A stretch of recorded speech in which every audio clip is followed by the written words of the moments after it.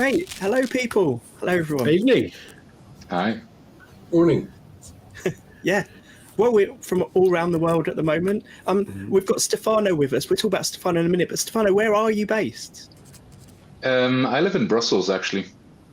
So, Fantastic. for me, it's early afternoon. I love your sprouts. Thank you. One of our best achievements.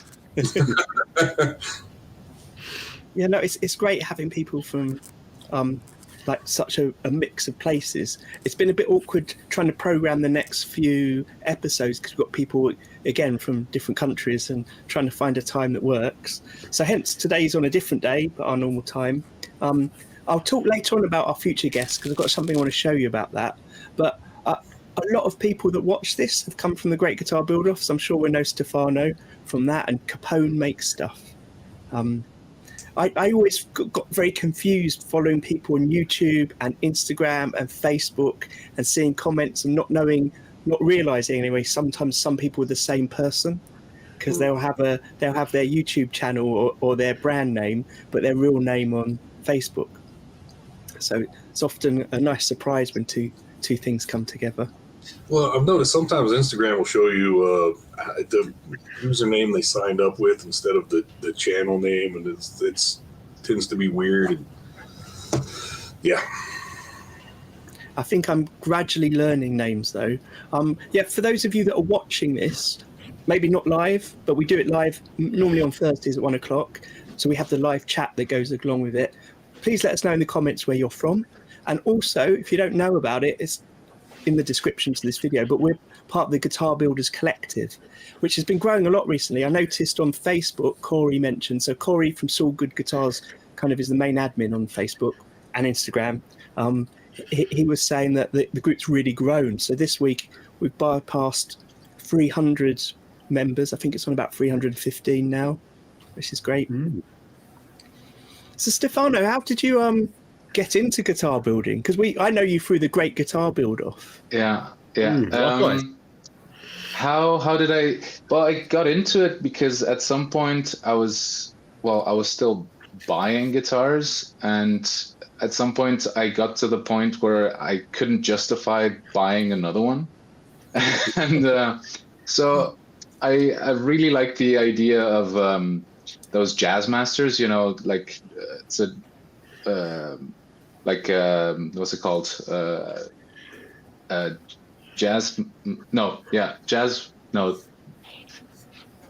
Telemaster, that's the one. So it's between a jazz master and a Telecaster. So the jazz master body, but with a Telecaster electronics. And I really wanted one of those, but I couldn't justify buying one. So I just said, you know what, I'll try just building one. And that's how it all started. And now I can't stop anymore. Yeah. I'm just looking up. That looks cool. Let me share my screen so people can It's see. funny how that works. I think pretty much everybody who started building immediately thought, I couldn't quit this if I wanted to. Yeah. Yeah. But nobody wants to. It's awesome. Yeah, right.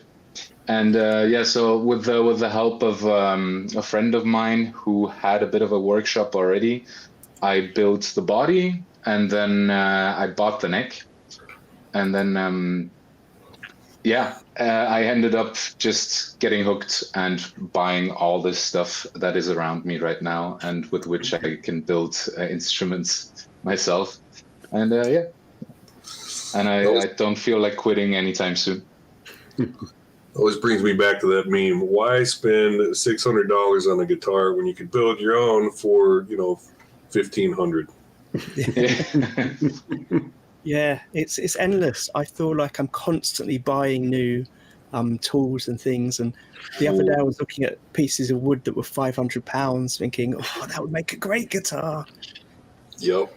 So if your initial thing, Stefano, was that idea of a guitar, the particular design that you liked, the Telemaster, is that what's carried on? You trying to build other sorts of guitars you like? Because I know I see in yours lots of great woodworking and experimentation as well. Well, no. So at first, my idea was to do that, and I bought templates, and that's what I used to build that Telemaster. And then I was like, yeah, but I mean, I don't want to build something that already exists. So after I put together some design elements from other guitars all together into one, and built the next one, which was kind of a semi-hollow guitar, which I built. And then my idea was, okay, now I know how to do this more or less. I mean, I was just a beginner, but still, I have successfully built a guitar.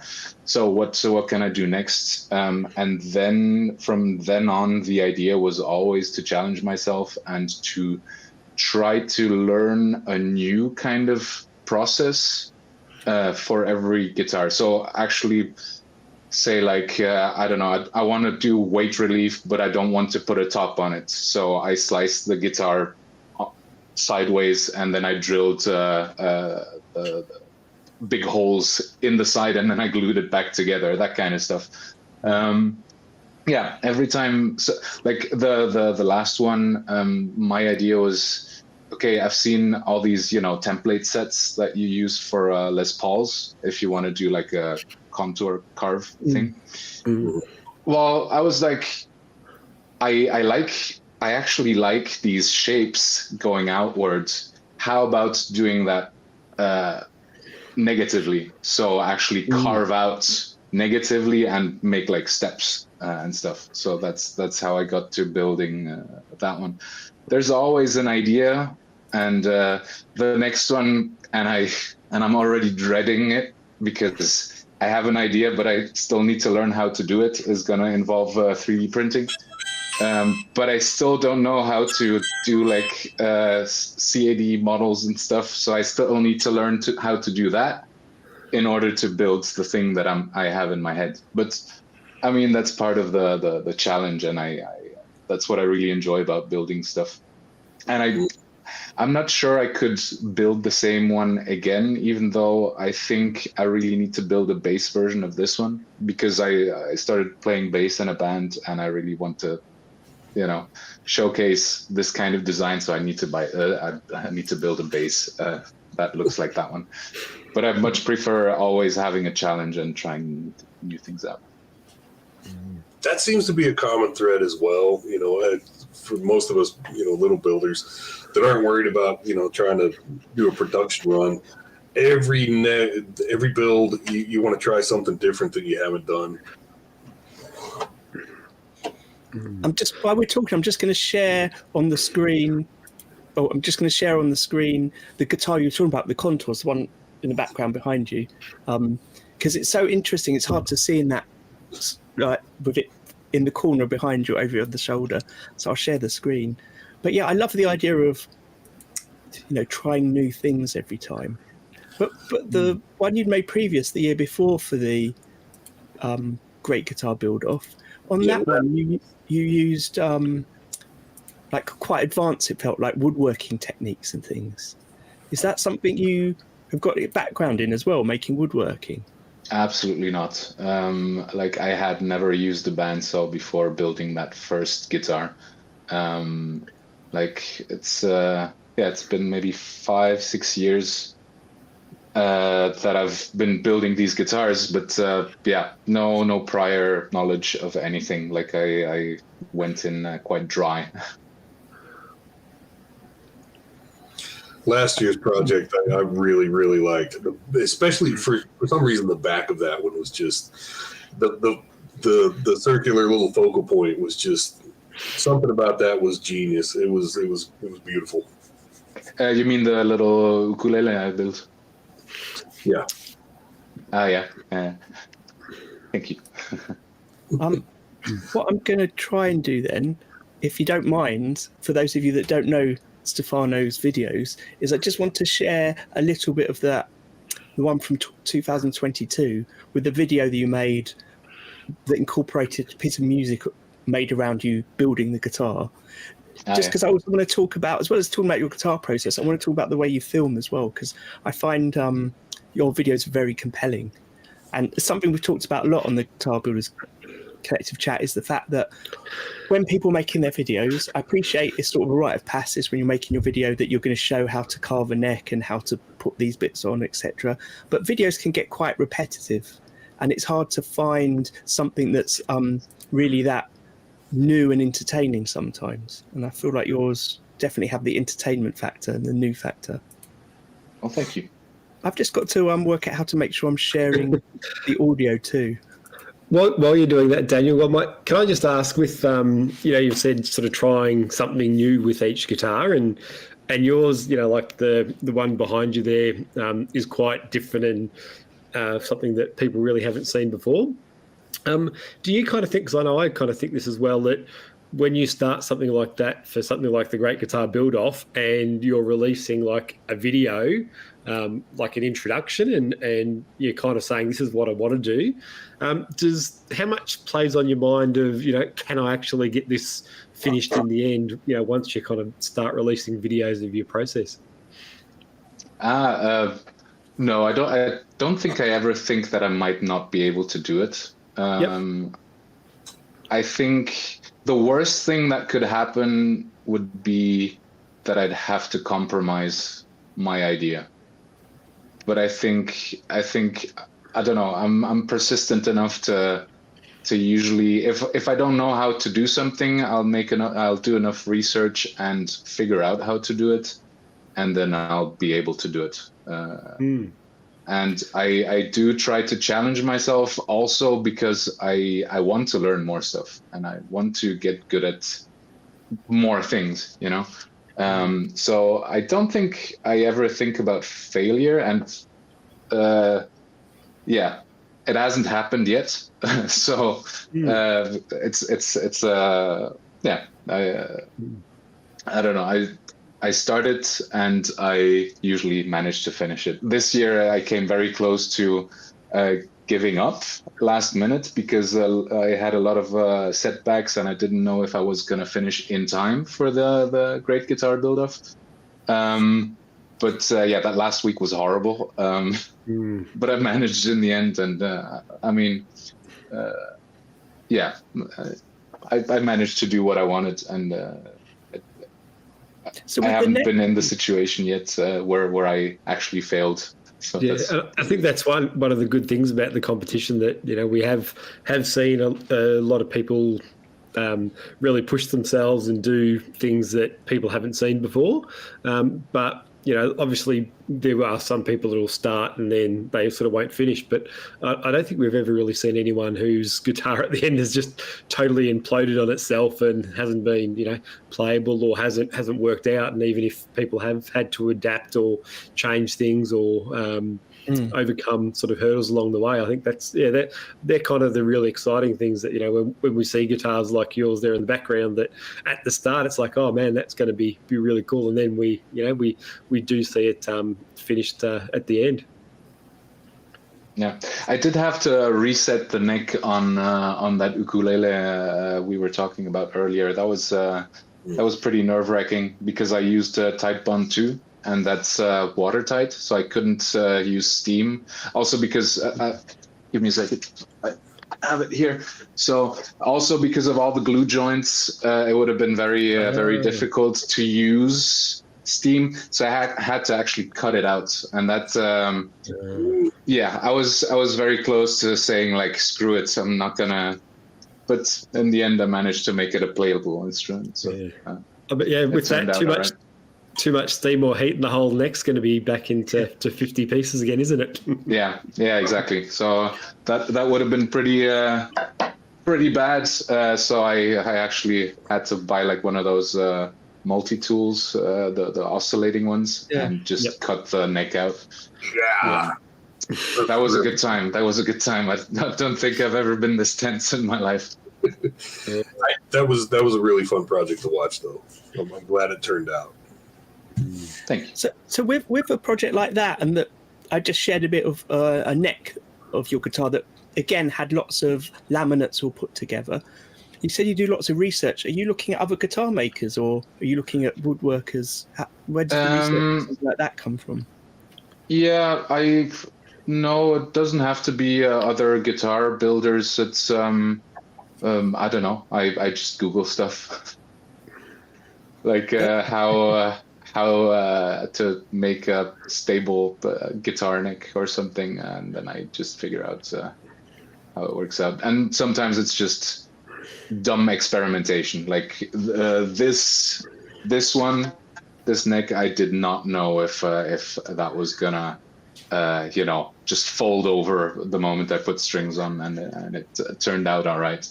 But yeah, but I thought, okay, I can put some laminates, some veneer this way, and that might give it a little bit more rigidity in case this wants to bend.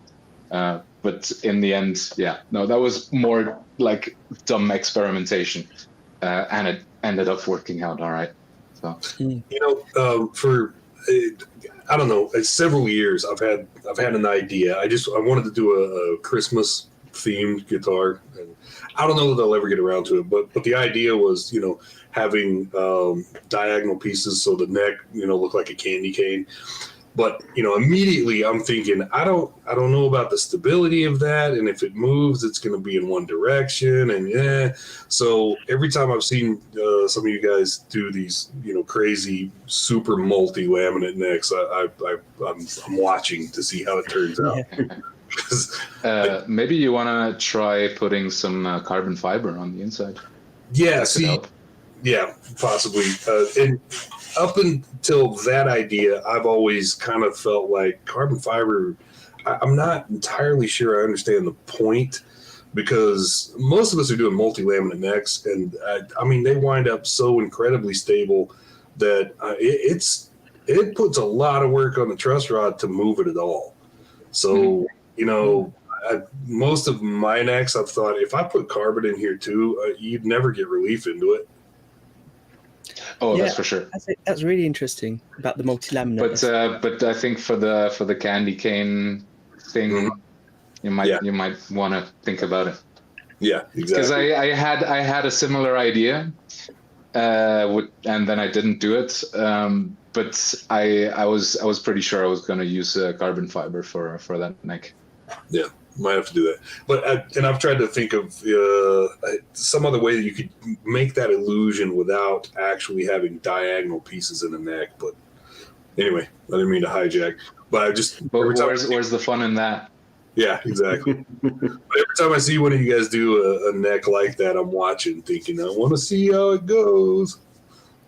It really is great, though. There's a guy called Fluid Alchemist that I follow on Instagram. And a lot of his, I might be wrong on this, but a lot of his necks have really intricate patterns on it, but it looks like it's wood stained, so that you've got the grain that kind of flows through, and then the pattern of the different darknesses of wood, etc., is where he stained it or painted it somehow.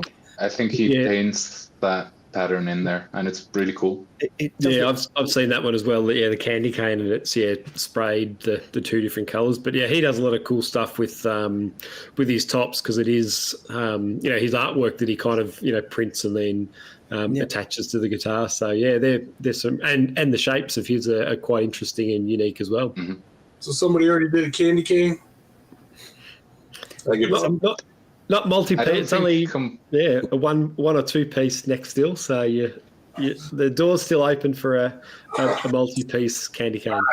No, I got to find a new hobby now. It's ruined. I've got to say, when I see necks like you're talking about, and like the one on your ukulele there, it reminds me of all the videos I watch, the woodworking videos where people are making things like cutting boards or work surfaces, but although I love watching those videos, I can watch them for ages, there's something always slightly disappointing with those videos, because they're not guitar necks. And as soon as you get that curve that you're carving into it, the whole pattern sort of evolves and changes. And I just find it so fascinating and so amazing.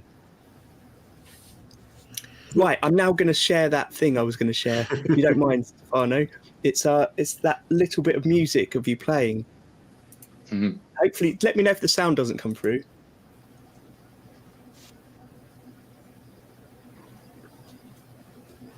No audio. I don't hear much. What's going on? Still no audio. Nope. Nope. Oh, I might have to give up. It tells me on my side there's audio playing. Nope. Oh, we're all missing out. I'll try one more time. I remember early on when you were doing that fretboard, and I got a message. I don't remember if it was on YouTube or what. You said, "Oh man, now I got to change my stuff because Yeah. Because you did that one stripe going through, and I really wanted to do it. And someone else that year did the same. Was it Todd? Yeah. I think Todd did the same with the stripe going through the whole thing. Yeah. And it's also trying to one up each other like a little bit with a great guitar build up. So I was like, okay, I need to do more stripes. That just, for me, that just came out of necessity. I had this piece and it was going to be just an absolute gorgeous fretboard, but it wasn't wide enough. So I was trying to think, how could I laminate this together? And instead of just book matching it, which is a cool idea too, I was like, maybe if I put a stripe down the middle.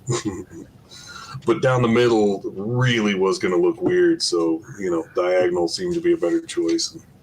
It's kind of funny. It seems like every year there's like at least a couple interesting ideas that just spring up in multiple places. It's like the year kind of has a theme and nobody knew that was going to be it. But it just pops up, organically in multiple places. It's kind of crazy. I've definitely noticed that with sometimes there's the same wood is being used across the board or paint color. But yeah, I think lots of people are influenced by each other, and I think that's great, especially when they're acknowledged like that. Anyway, I think the sound is on. Yep. Yeah, it works.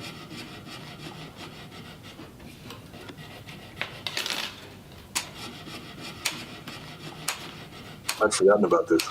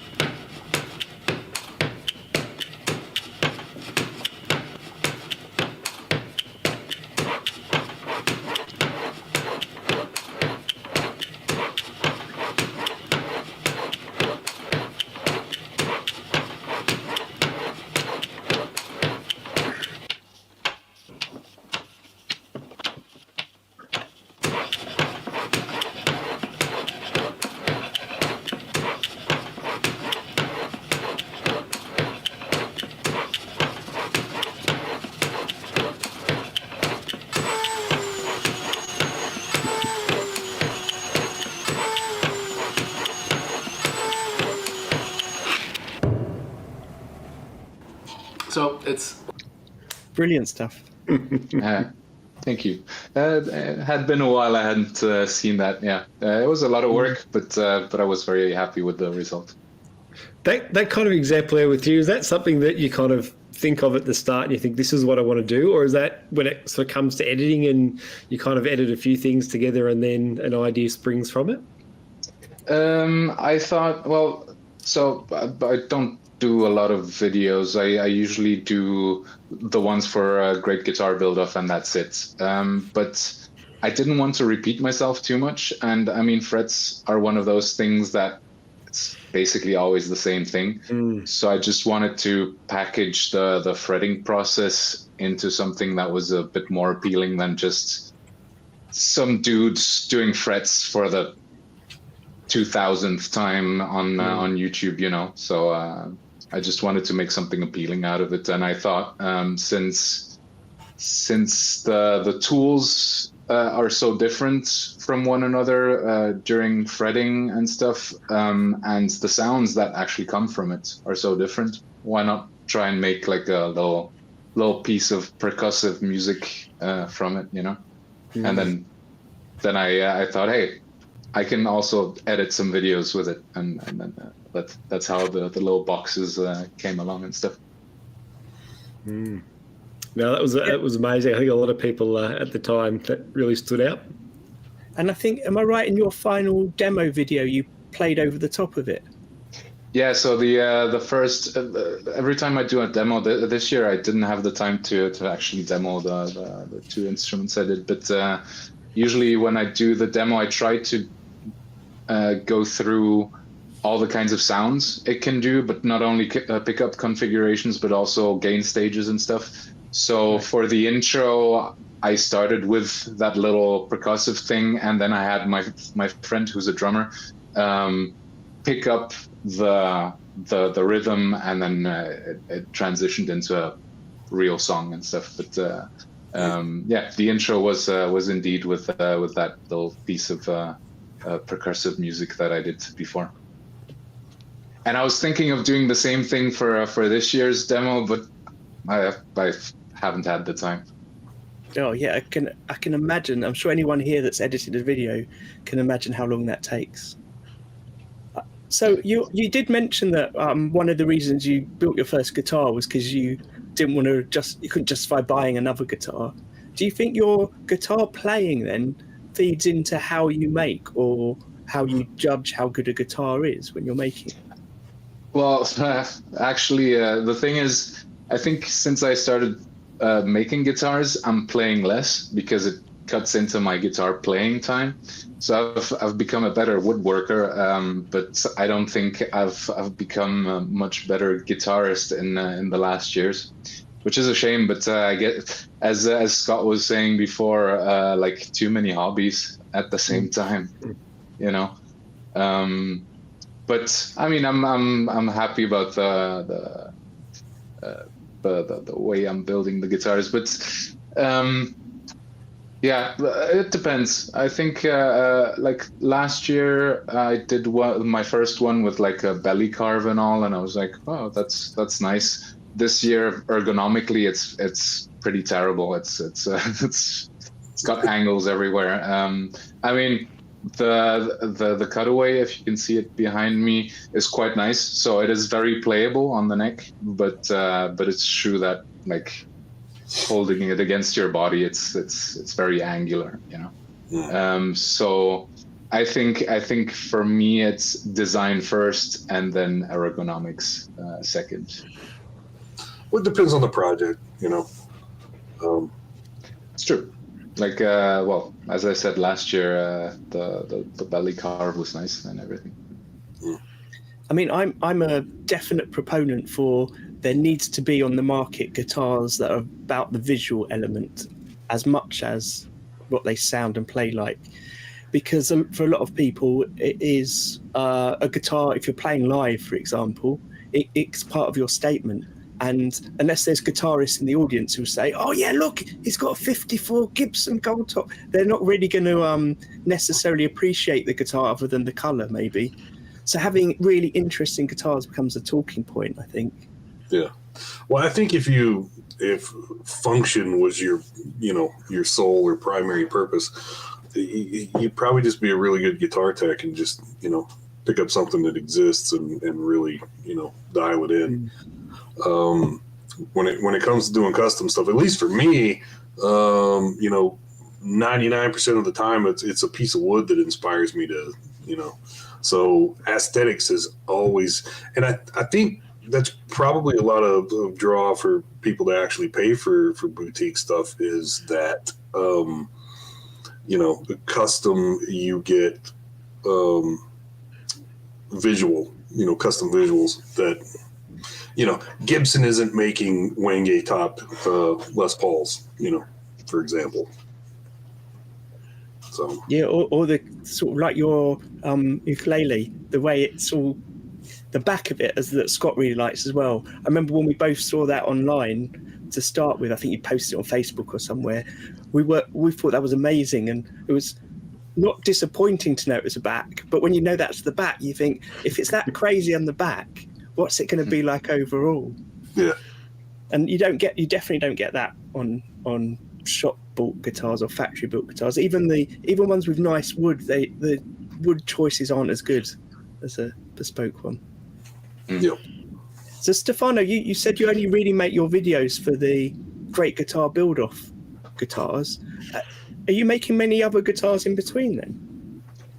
No, unfortunately. Like, I think my projects for the guitar build-off have made me go so crazy on the designs that it takes me much longer than it used to. Like, I used to be able to build three guitars in a year, but now with all the constraints and all the experimentation I do on these designs, this year I've made the ukulele and the guitar behind me. That's all I can do. Also, filming takes some more time. Like, I haven't built anything that I haven't filmed in a while, in years actually. And I think like 1/3 of the time is, setting up the camera, making sure everything is lit all right, and sometimes failing at it. I wish I would build more. But then again, with the stupid designs I think of, I don't think I could make more. And so I was telling you, my next one probably will have some 3D printing in it. I still need to learn how Fusion 360 works before I can even start doing it. So this whole preparation process will make it so that I'm not even sure I'm gonna finish that guitar this year.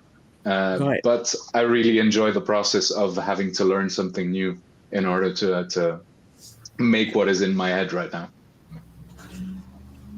Yeah, I'm in the same boat. With no CAD experience, I've been in computers for decades, and I've been a programmer for almost 30 years.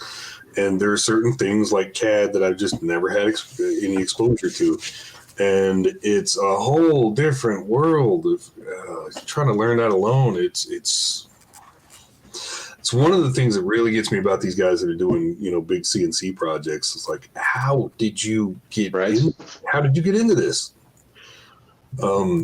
I'd really like to model my guitars. So when you are doing a commission, you sell somebody this guitar, if you could give them a little tiny a little keychain version of it too, would be pretty awesome. Just stupid things like that would be fun. But I'm going to do a bit of plugging here. First of all, when you're talking about small keychain versions, I'm sure a lot of you know, but I put something up. It's going to be once a month now, called Luthier's Lunch Break, which is just short, up to 4-minute clips of different builders doing different things. And we've got Laura from Lab Guitars and Basses is going to be on it for the first time on the next episode, which I think will be next week. And she makes mini guitars out of her leftover bits of wood that the guitars are made from.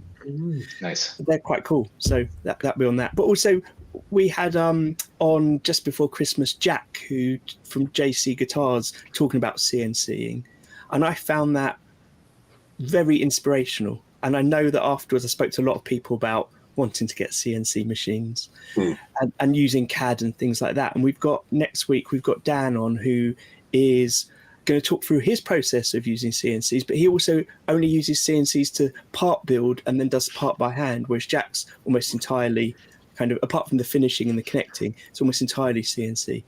So I'm just intrigued to find out more about how people use it. And it seems like it's going to be such an important tool in so many ways in the future. Mm-hmm. Even Jack, for example, seemed to make a lot of jigs for drilling and things like that using his CNC. So he could exactly calculate angles to make a jig to drill a hole from a cavity into the pickup cavity, things like that. And all of those things are, once you've got the understanding of how you're using the computer software and the machinery, it doesn't take very long to do it. And it's just going to be so helpful, I think. What were you thinking of, or can you reveal what elements you're thinking of 3D printing, Stefano? So obviously I can't go like, what's it called? Do a Prusa caster, like the ones with a hexagonal little things, and you just glue it onto the. I was thinking of basically building half a body, and then have plastic from the 3D printing like wrap around it. So attach it where the electronics control cavity is. Put a couple of screws in there, but make it so that's the only screws I need, and then have it wrap around in a little bit of an organic way. But it's, I mean, the concept is in my head. I still have to really figure out how to do it, and but yeah, so it would be mostly like this wrapping motion, which would give a lot of weight relief as well. So you have something that is mostly air, but you have like something to put your arm on, which is nice. I just need to figure out where how to mount the bridge, because I did a little bit of a sketch, and I used the shape of the one behind me. I cut like half of it off, but in a way that looks nice, but that means the bridge, I still don't know where to put it, to be honest. I'll figure it out. First of all, I need to learn how to 3D model, and then I can work out the kinks. Is your process partly through sketching and drawing, or is it kind of trial and error of making?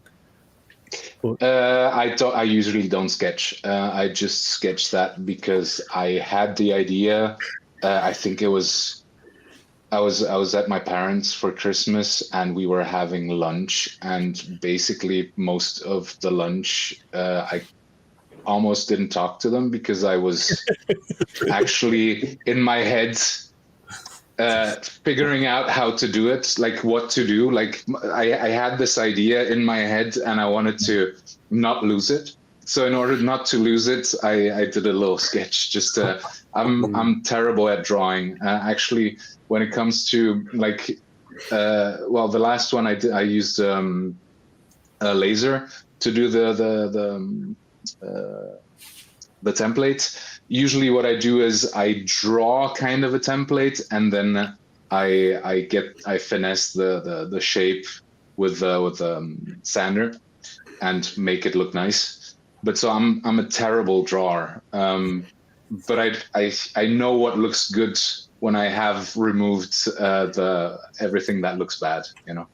That's usually my process. I think a lot too as well for those problem solving things or design that often, like I've got a book that I have kept for all the guitar sort of designs and measurements and sketches and all those kind of things. So I do like sketching it out for measurements and things. But I think I spend a large majority of my sort of problem solving time just in those quiet moments, just in my own headspace, just thinking it through like that as well. That sounds cool, Arran. My background is as an artist, and I did a lot of teaching, and keeping sketchbooks of ideas is something very important for art students anyway. And do you ever go back and look at your sketches and your notes? It's kind of, I've got a couple. One sort of main one. It's just like an A4, blank paper one. So sometimes it's like sketches just for measurements. Other time, it sort of started from just recording what I do for the build. So I don't think the first couple are in there, but it's kind of just the things that I needed to remember at the time.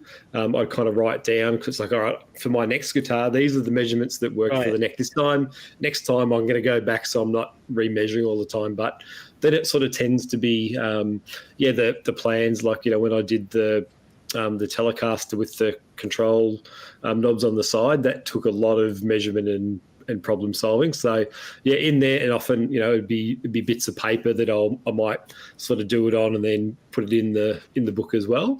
But it's actually really cool to flick back through to have a record of it, and it's sort of it's certainly not a manual or a plan that someone else could pick up the book and kind of read and go, yep, I'm going to make the guitar exactly as you did. It's just my sort of thoughts and getting things on paper so I don't forget, basically.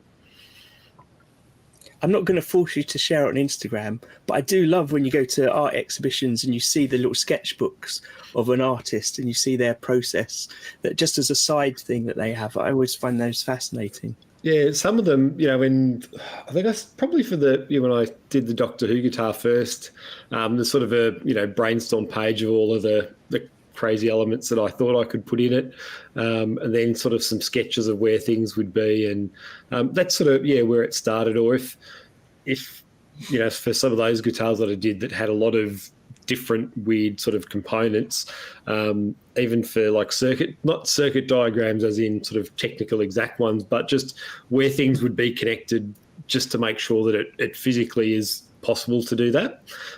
So that's kind of fun to go back through and have a look as well.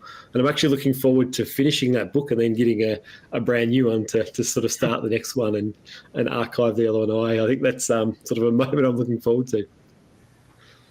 I wish I could remember the name of the luthier, but I came across someone who, when you commission a build from him, there's an option to also have a book, and he just documents the whole process and has it, I guess, through one of those photo print books put together, so you can just see all the stages that he's gone through making it, which I thought was such a nice idea for a bespoke guitar. That's very cool. I've seen I don't know if it's the same person you've seen, but I can recall someone. Yeah, I saw someone doing that as well. I've given people the playlist link. You can watch it being built, and you can see all the mistakes that went into it. Actually, you film everything. Yeah. Well, actually, the GGBO build this year was a commission. It was for a friend's kid, and talk a lot about that in the videos. But so I do have a little bit of footage that I got later when he got to open it at Christmas. So eventually, when I get around to finishing the damn videos, there'll be a little clip of him, opening it for Christmas. But I had I'd recorded. I think it was the intro to my final video. There was a cut of that was specifically for him, explaining all the details about the guitar that for a 16-year-old kid who doesn't have a lot of experience with guitar anatomy. You get a custom guitar with all this weird shit. And, you've probably never seen locking tuners and a lot of that kind of stuff. So I had done a Merry Christmas video for this kid. But also sent his dad, here's the playlist and the final video, so I figured you're a kid and you get this custom guitar for Christmas, to get all this video of watching it be put together would be pretty awesome too. Definitely. Maybe not as cool as a professionally printed book, but maybe better. I think the video thing is nicer than a book. I mean, the book is a nice object, but actually seeing somebody putting it together, I think that's very cool. Yeah, I just had a quick look on my Instagram. I think Daniel, Daisy Tempest, British luthier. I think she does that. She makes acoustic guitars. Yeah, so I'm pretty sure I've seen her talk in her videos of doing like a bound sort of book at the end. I could be wrong, but that's the person that sort of come to mind when you mentioned it. Oh, that's cool. Well, she needs to get a video camera. So.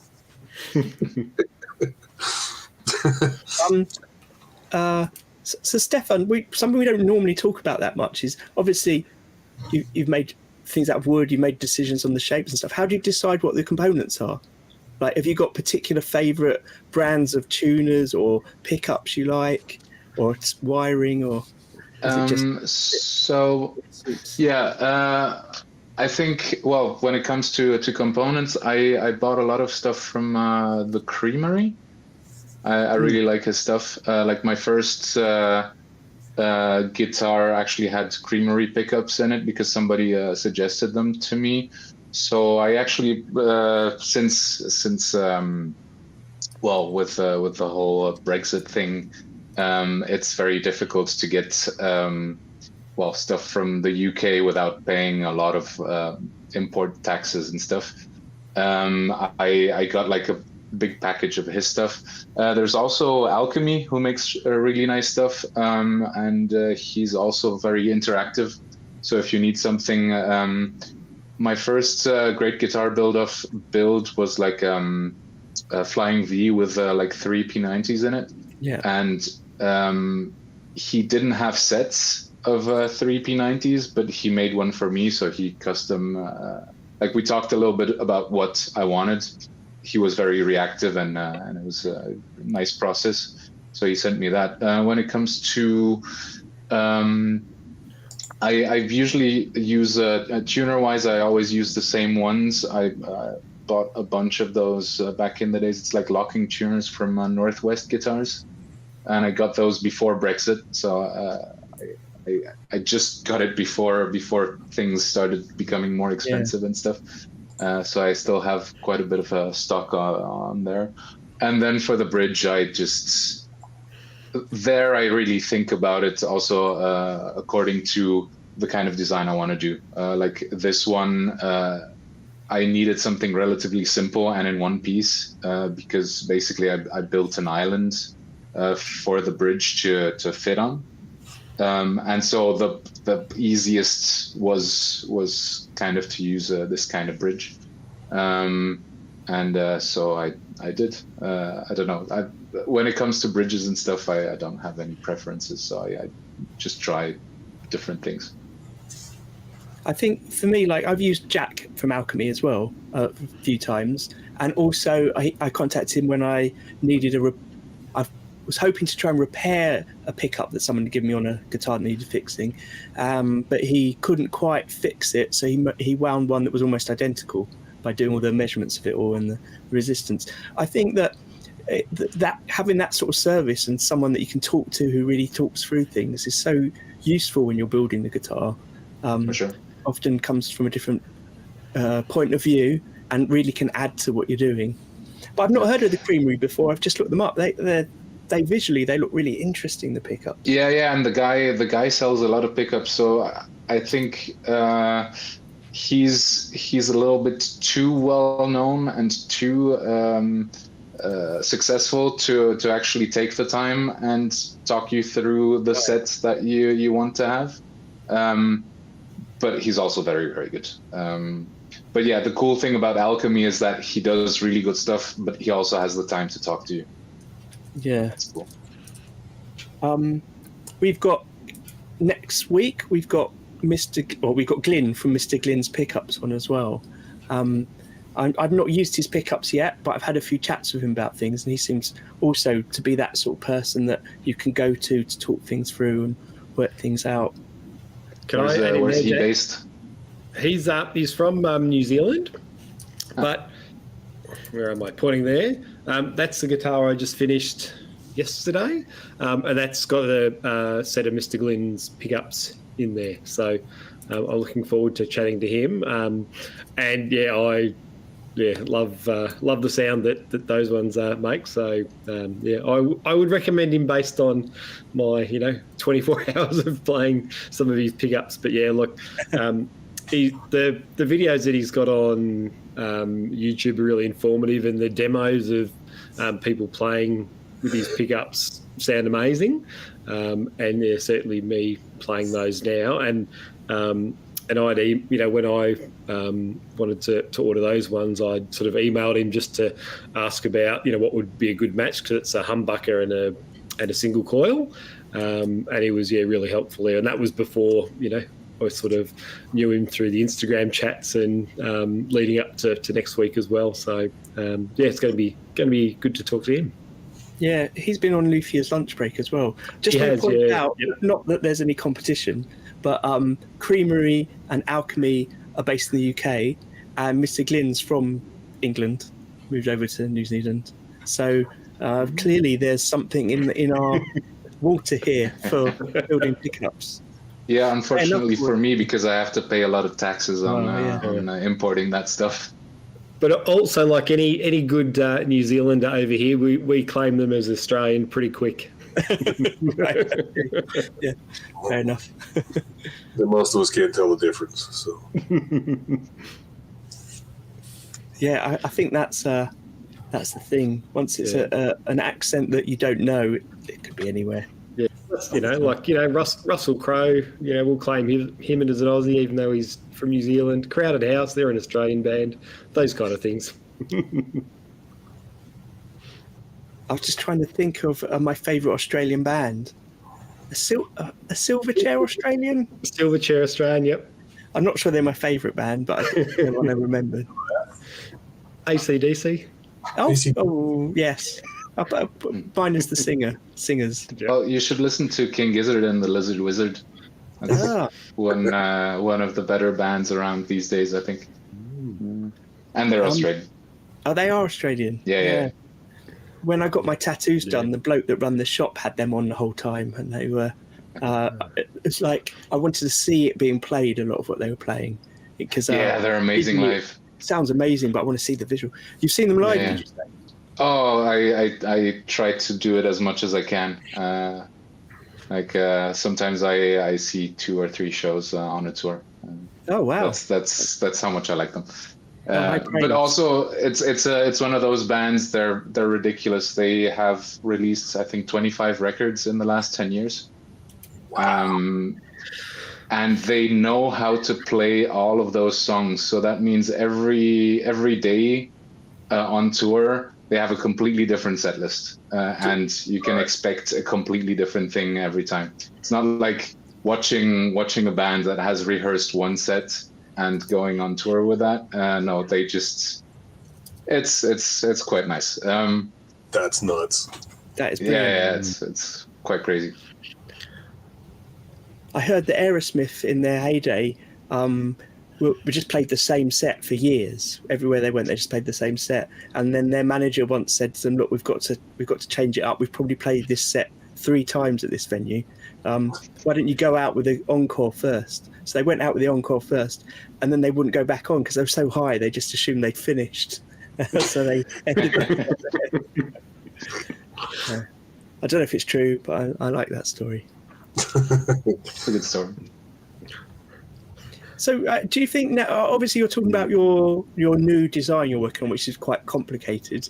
Do you think that's your way forward now, just interesting experimental things and no looking back at building a Telecaster or something?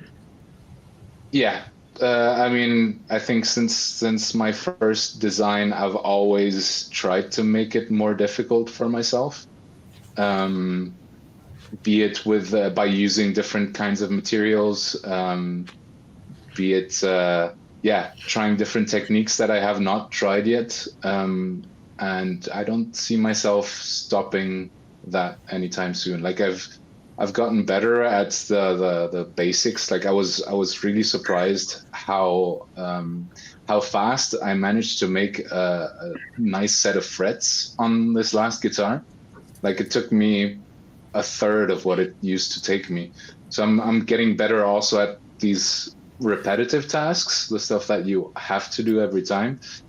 But I think I'd get bored if I would just play around with the shapes. I think I need to play around with the design, so I need to figure out how to do it.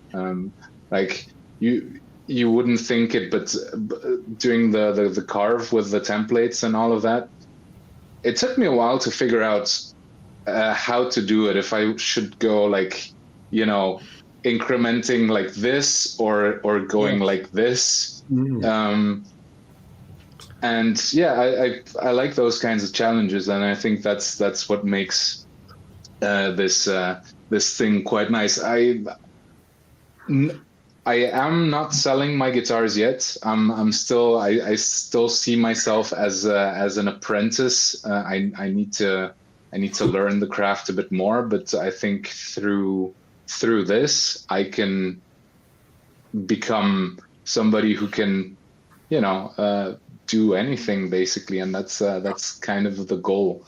And I don't see myself building a Telecaster anytime soon. Yeah, I could agree with all of that.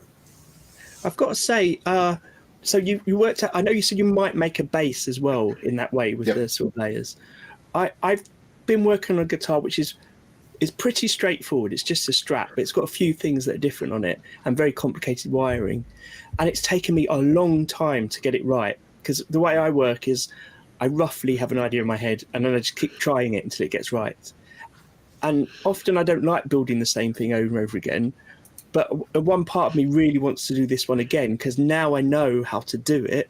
I feel like the process would be smooth, there'd be improvements on it, and it would be great to do that. And I'm sure that once I'm doing that, I'll find more improvements to carry on with it all.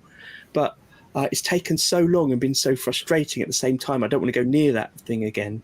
So it's hard to balance it out, really. So I like your idea of just working on different things each time.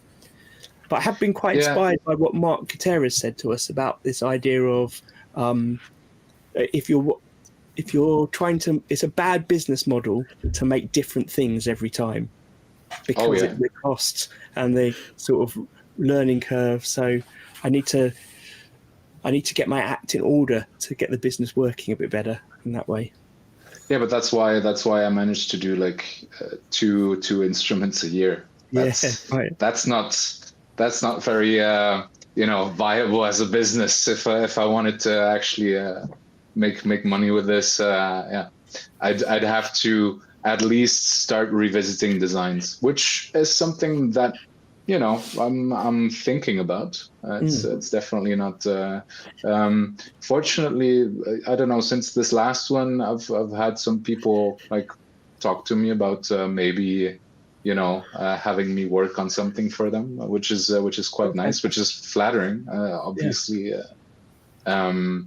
Well, much deserved. Thank you. I don't know. I still don't know how I feel about that. I still see myself as learning how to do it, but at the same time, there's part of me who thinks maybe I should start, thinking about how to do this again and then sell it, for example. But I think for now, I'm still in this. I need to work on my skills kind of mindset. So is your background anything to do with design work or sort of this kind of problem solving of making? Not at all. I'm a sound engineer. Well, there is some problem solving, but it's got nothing to do with actually making something tangible. It's all sound, which is. Yeah, it is tangible in some kind of way, but I think it's very different from woodworking. I don't know. The moment I built that first instrument, something clicked. I had never really been the manual kind of type. I grew up in apartments, so no chance of having like a little workshop for myself. And now I live in a space where I can actually have a room for this, which is awesome. And I discovered doing this kind of stuff gives me a lot of pleasure, and I enjoy it very much. But my background has nothing to do with it. I've played in bands, so instruments have always been around. But actually building that stuff, I think it was my consumerism which drove me to it. So I told myself, you can't buy a guitar, so I had to figure out how to get that Telemaster into my hands. I find I'm not a sound engineer. I used to be in a band with a sound engineer, and I've done a lot of sound editing for videos and things like that. But I find editing videos and like using things like Logic, for me, it's a total visual thing. When I see it, I see patterns, and I like to color code things when I'm putting it together. And it feels to me like you're building something and putting things together. And I feel there is a connection between the physical and the visual element of the way that's kind of laid out. But I don't know how to explain that properly. But there is something about almost the waveforms and all of that. There's those guys who built those digital kind of solutions to do sound editing and that kind of stuff. They did a really good job at making it appealing visually and actually making it easier through doing so. Like I know these days on digital consoles, it's very easy to visualize everything, and you have a lot of stuff going on. Back in the days, you'd have just the knobs, and now you have screens where stuff is happening, and it's easy to I don't know why we're getting into this, because this is a lutherie kind of thing, but it's easy to get distracted by it as much as it is a useful tool, Yeah. Do you mean distracted by it because of the options that are there, or no, more like there's so much happening on the screen that you forget to listen. Right. It's true. Just like you see, there's this thing at 150 hertz, but and then you put the EQ and everything, but then again, you might not listen to it while you're doing it, Anyway. I remember once recording with a band, and the sound engineer claimed that he could listen better if he wasn't looking at the screen but playing Snake on his, or whatever app he was playing on his phone. But I think he was just bored of our music and he was playing. I'm sure that's what it was. That's Is that like turning the radio down so you can see better? I don't know why we do that. I want to ask one more thing, because I'm always interested. Are there any particular tools or machines that you think? Obviously, you've got your 3D printer. Was that bought in specifically because you had ideas, or was that you bought it and then it's generated ideas? Actually, it generated ideas. So I actually bought it for a completely different reason. I thought it was interesting to learn about that kind of stuff, maybe build some tools out of it. So I'm thinking about a couple of tools that I might be able to build with this kind of technology. But I actually wanted to. I saw this YouTube video. I watch a bit of YouTube when I have the time. There's this guy. It's called DIY Perks, and he built his own speakers using 3D printing. And I thought, hey, I want to do that too. So I decided I needed a 3D printer, and then it hit me at that lunch with my parents that I could do some really cool stuff building a guitar with that tool that I had just bought. So the idea was always to implement it, but I didn't know how, and I don't know. But the idea was always kind of in the back of my mind when I bought it, but then the ideas came as a result of having it, Yeah, absolutely. I think. I know. For me, I thought surely there's something good guitar related I can do with this, but it was kind of a whim. I just thought it would be fun to have one and get into this and see what's up, and And so far, the only thing I've really done guitar related was print the outline for my 12th fret inlay. But I mean, that is something. I've actually enjoyed that because now I've finally put a template together where I can route that thing instead of having to do it, by hand every single time. So one time. I was going to ask if there are any tools and things that you wanted to move forward, but then I remembered you've just got your printer. What sort of tools are you thinking of building with? Are they like tools or jigs or something like that? Yeah, so I really want to design like a radius kind of jig for the fretboards to put a router in and have it. I know Arran built one. You have a video on that, which was quite good.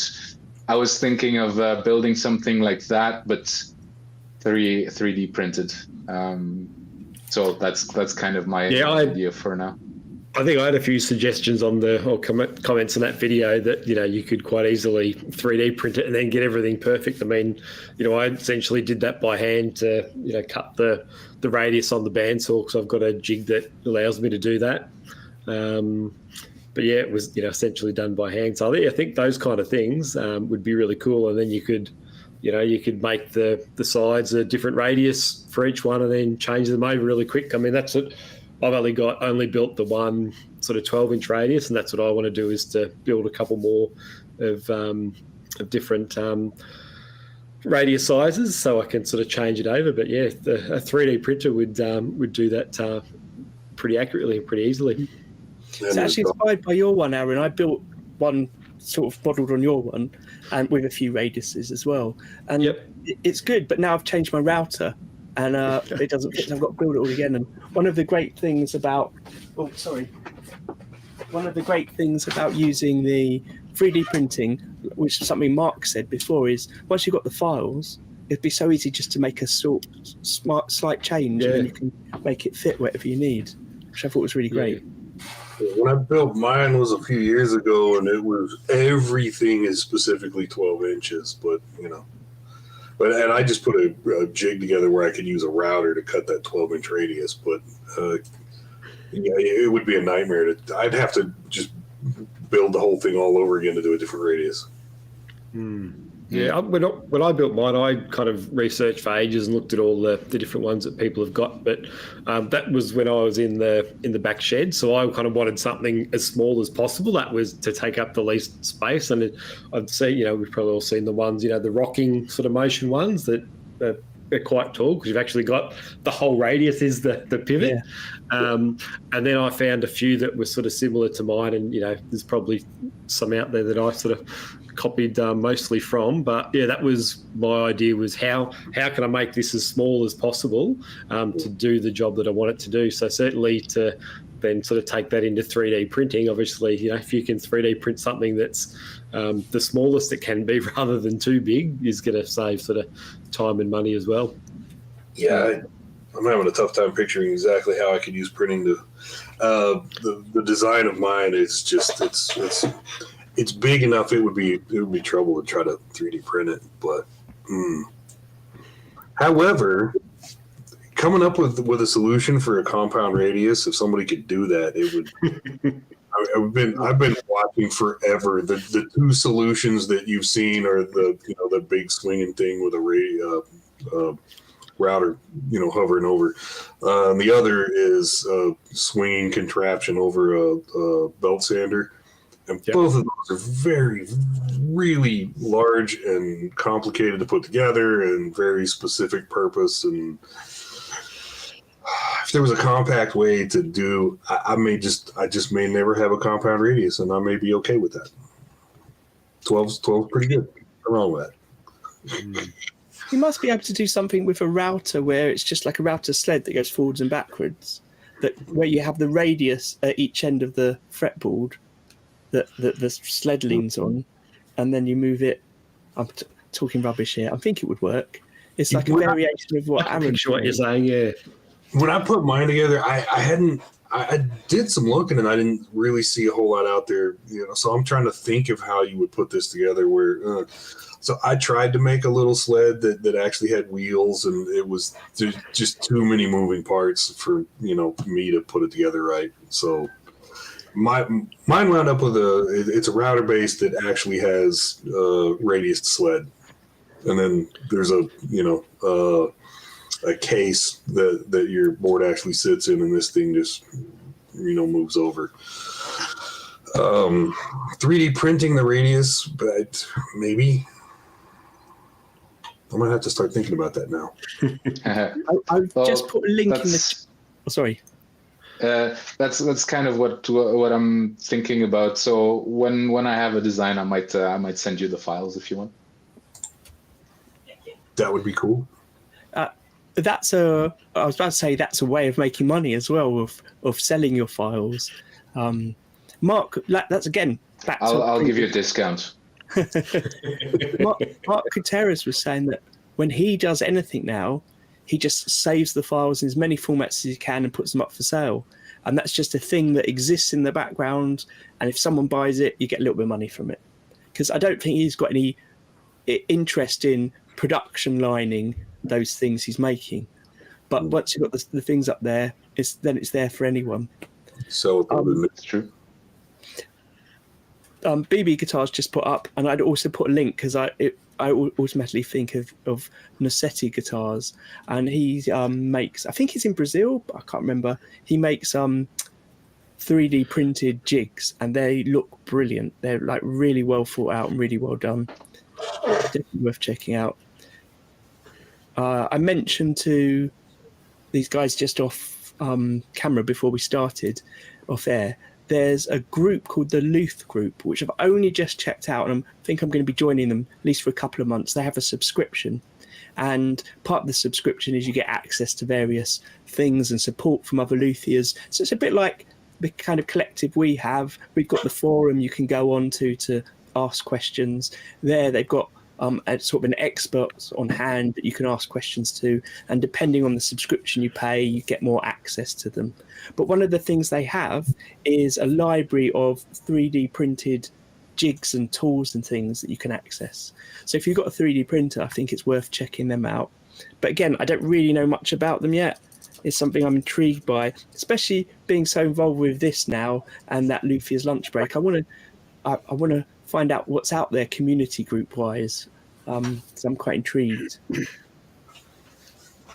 I'm not sure the paywall option is something I ever want to be involved with delivering, but apart from, for my own YouTube channel. I wonder how many, guitar building little communities are out there that just somehow totally miss GGBO, and because I would imagine there's a bunch of them.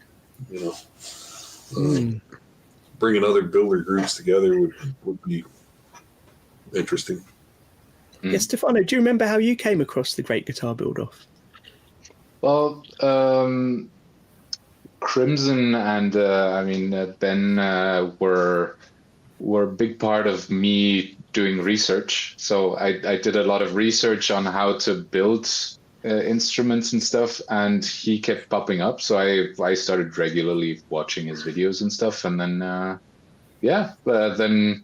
then 2020, and we were all at home and stuff, and it all started. And when I didn't do the build along because I didn't understand how and stuff, but then when he announced that he was going to do it for everybody, I thought, well, great, let's complicate my life even more and film it and edit it and see how it goes.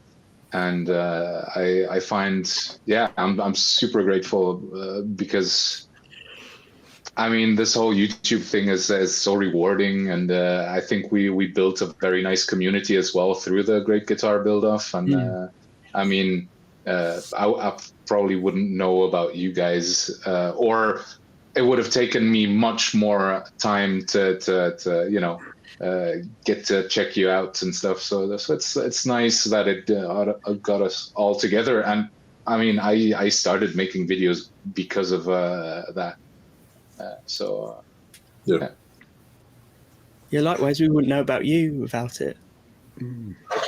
Speaking of which, Stefano, I put a link to your YouTube channel in the description to this video.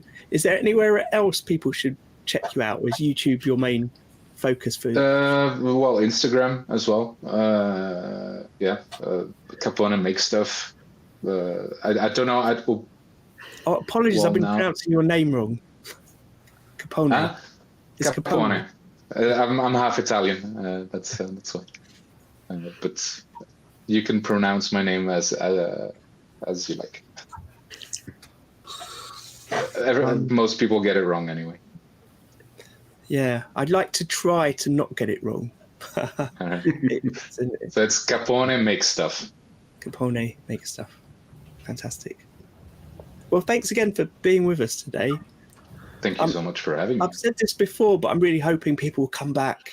We had if you haven't seen it yet, was it only last week we had this show with everyone on? or 2 weeks ago, wasn't it? A couple of weeks, 2 weeks ago, I think. Yeah. Yep.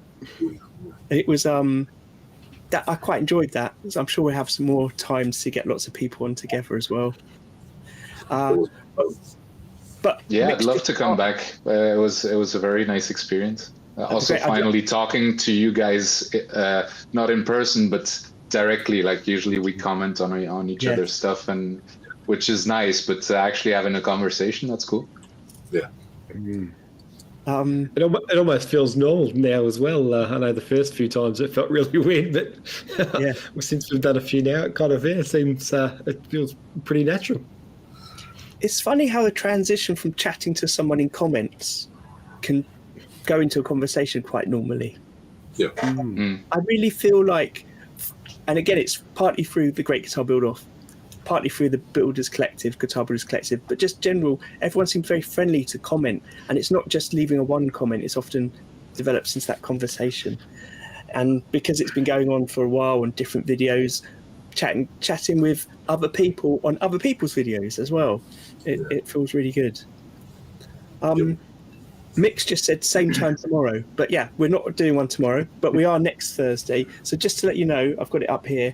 Next Thursday, we've got Dan Nizirlek, who is going to come on and talk about his CNC and hand building stuff. I can't remember I think I first saw him in 2022's Great Guitar Build-Off, but it might have been the year before. I kind of lose track of which one I first saw him in. And he was really helpful for me. He did, on my videos, lots of commenting. He sent me some things to try out as well. So he was great. And I always enjoyed watching, particularly on his videos, his design process and the way he came up with ideas. So in our playlist for the Guitar Builders Collective chat, it's got the forthcoming ones, and in the description for that you can see his channel, so I would go and check that out to link to it. We've got the week after that, we've got Nick from Petrek Guitars, and I'm going to show you something of his in a minute if no one minds. It's only 40 seconds long, but he has just released a documentary about guitar building, particularly with one guitar, and it's a sort of very narrative based documentary. So like Stefano making videos which are very different to the normal guitar building videos, it's totally different. So I'm going to try and encourage everyone to see that before he comes on. And then we've got Willis Howard, who I just came across on Facebook, who runs a luthiers group that actually meet up in person instead of online. We've got, I don't know if you two know yet, but we've got Kent from Tunguska Guitars is joining us. And I heard today that Dave Dickinson wants to join as well. So it's going to be quite a fun next few. I know Aaron's not going to be here for all of those. Both of those are before. You've been busy teeing all those up, Daniel. Yeah, trying my best. That's great. Some people contact. Oh, and also I forgot to say, Jackson from Big Unit, he wants to come along as well, which would be brilliant. But I haven't sorted out a date with him yet. Yeah, I think part of it is word of mouth. People are watching the show and wanting to come on board. So I'll just do a call out again. If anyone wants to come on, just send us a message. And if you're watching this, please share it. Share it in forums and places like that, because it's really helpful to get things out. I'm just going to try and share this screen. I think that way I can share my audio. Like I said, it's only 40 seconds long, so let me just play this as the trailer for Nick's documentary. 35 years ago, it began all over the cliff. Meanwhile, I became a luthier, craftsman, building and repairing instruments. And here's the story. Somebody asked me, hey Nick, what's the greatest project you ever did in your life as a craftsman, as a luthier? And actually, this summer, I recognized that it was this tree and this guitar. Enjoy my greatest project and watch it. Yeah. So it's a Telecaster. That's very impressive. Yeah, it's incredible. So it's a story of him and his grandfather and a tree and how it's now a guitar. Like all this time later. Really interesting. Is it out yet, or is it coming out? So it's on YouTube if you search Petrek Guitars. But again, if you look at our playlist of which covers all the future shows, there's the one with him. It's got the link to the video in it there. Cool. Great. Awesome. If you run across some good tutorials for Fusion 360, be sure to pass those along, because God knows I need help. Do you remember I Like to Make Stuff, who was in the Great Guitar Build-Off as an invitational last year? It wasn't necessarily a very memorable build, which is a shame because I find his builds really memorable. He's done a lot of Star Wars stuff, Scott. But he has a program that you can sign up to learn Fusion 360, and I think there's a number of free videos on his channel as well. So that's I Like to Make Stuff. That's cool. Yeah, he's someone that just sort of, I think he taught himself woodworking, transitioned into YouTube many years ago, and then took it on as a business. And now it's he's got other people on the channel as well building things. Excellent stuff. I know several people at work who are idiots and they use CAD all the time. So, I mean, it has to be possible. For those of us with brains, it's just, I don't know where you get, a start there where it just naturally happened for you. I don't. It's a whole different world.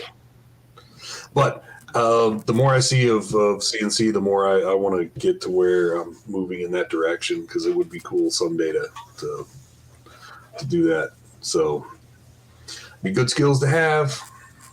For sure. Oh, we've lost Arran. Well, hopefully, Stefano, we'll have you back on with your 3D printed elements or whole guitar at some point. Absolutely. It would be a pleasure. Yeah, Great. cool. Well, let's end it there. Say goodbye to everyone.